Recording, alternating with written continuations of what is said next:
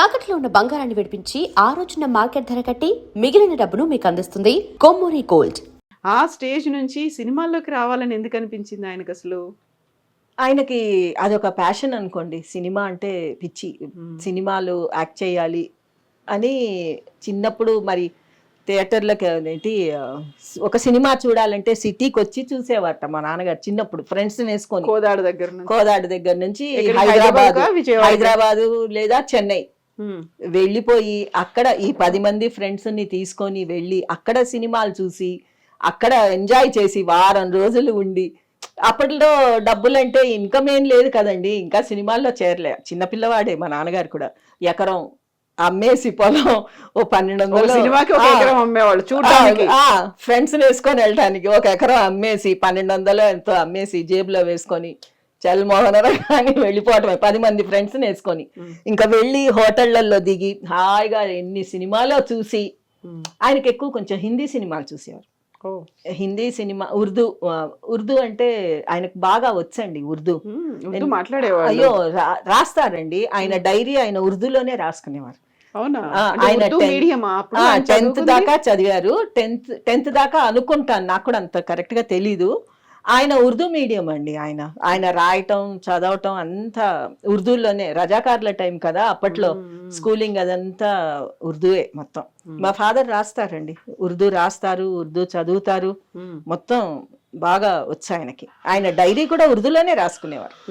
అయితే ఒక్క ఎకరం అమ్ముకొని సినిమాలు చూసేవాళ్ళు. అదే ఉన్నటువంటి స్థలాన్ని అమ్ముకొని సినిమాలు కూడా నిర్మించారు ఆయన. చేశారు, లాస్ట్ లో అదే చేశారు. ఇంకా సినిమా తీయాలి అని ఎందుకోనండి, యాక్ట్ చేస్తూ ఉన్నారు. అట్లా యాక్టింగ్ లోనే ఉంటే బాగుండేది. పబ్లిక్ కూడా ఎట్లా అంటే కాంతారావు గారిని కత్తి పట్టుకొని ఫైట్ చేయటం చూసి అలవాటు పడ్డారండి. కత్తి వీరుడు అంటే అది ఒక కాంతారావు గారు. నేను మాత్రం ఒకటి చెప్తానండి, కత్తి పట్టాలంటే ముగ్గురేనండి హీరోలు అవని విలన్ అవని. ఒకటి రామారావు గారు, కాంతారావు గారు, ఇంకొకటి రాజనాల గారు. వీళ్ళ ముగ్గురు కత్తి పట్టుకొని ఆడుకున్నట్టే తిప్పేవారండి. అసలు వాళ్ళ మించి ఎవరు లేరండి కత్తి తిప్పటంలో. ఇంకెవ్వరు గొప్ప వాళ్ళు అయితే కాదు. అందులో మేము ఒకసారి ఆ కత్తులు చూసామండి. ఒక్కొక్క కత్తి ఎంత బరువు ఉండేది మేడం అసలు ఆ కత్తులు.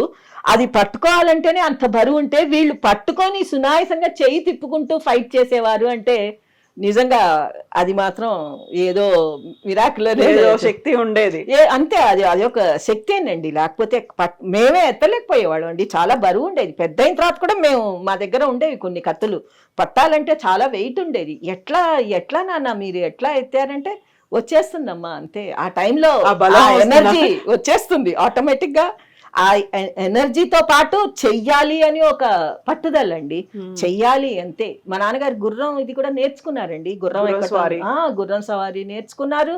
తర్వాత కత్తి ఫైట్ కూడా ఇంటికి వచ్చేవాడు. మాధవన్ అని చెప్పి ఒక స్టంట్ మాస్టర్ ఉండేవాడు, ఆయన వచ్చి నేర్పించేవాడు. గుర్రం సవారీలు కూడా, గుర్రం ఎక్కటం. మా నాన్నగారు అన్నిటికంటే రాజకుమారుడు అంటే నిజంగా రాకుమారుడేనండి. మంచి అందగాడు. మా ఫాదర్ అందం మాకెవ్వరికీ రాలేదు కానీ నిజంగా అందగాడండి మా నాన్నగారు మాత్రం. పాపం పబ్లిక్ కూడా మేము ఏదైనా ఊరు వెళ్ళేవాళ్ళం అండి. ఊరు వెళ్ళేటప్పుడు కార్ ఇట్లా ఆపితే చాలు కార్లో వెళ్ళేవాడు. మా ఫ్యామిలీ ఫ్రెండ్స్ కూడా ఉన్నారు, మా పెద్దోదిన వాళ్ళ పేరెంట్స్. మేము కార్లో వెళ్ళేవాళ్ళం. వెళ్ళినప్పుడు ఎక్కడైనా ఊర్లో కార్ ఆపితే అది తమిళనాడు అయినా సరే వాళ్ళు ఏం గుర్తుపడతారండి, అడే ఆంధ్ర ఎంజీఆర్. మా నాన్నగారికి పేరు ఆంధ్ర ఎంజీఆర్ అని పేరు వచ్చింది ఆయనకి. ఎందుకంటే కొంచెం సైడ్ కట్ వాళ్ళకి ఎంజీఆర్ లాగా కనిపిస్తారు అని చెప్పి వాళ్ళు ఆంధ్ర ఎంజీఆర్ అని చెప్పి ఏమి గుర్తింపండి అసలు. అభిమానులండి, పిచ్చ అభిమానులండి. మా నాన్నగారికి ఆస్తి అంటే ఏది లేదండి, ఆయన అభిమానులే ఆయనకు ఆస్తి. సో అభిమానులే ఆస్తి అనుకున్నప్పుడు ఆయన తనకున్నటువంటి 400 ఎకరాల ఆస్తిని కరిగించేసి స్టార్టింగ్లో సినిమాలు చూసినా, ఆ తర్వాత సినిమాలు తీసినప్పటికీ కూడా రావలసినటువంటి గుర్తింపు అభిమానుల్లో కాకుండా పరిశ్రమ నుంచి వచ్చిందా? రాలేదండి. నేను చెప్తున్నాను కదా, ఆయన చేసిన పొరపాటు ఏంటంటే ఆ రోజుల్లో కత్తి యుద్ధం తీసే సినిమాలు ఆయన యాక్ట్ చేసి సడన్ గా సంగీతం మీద దీంతో సప్తస్వరాలని ఒక సినిమా తీశారు. అది కంప్లీట్ గా సంగీతం మీద బేస్ చేసి తీశారండి. ఈయన కత్తి యుద్ధం చేసే హీరో, గుర్రాలు ఎక్కి ఫైట్ చేసే హీరో సంగీతం మీద పడితే పబ్లిక్ యాక్సెప్ట్ చేయలేదు.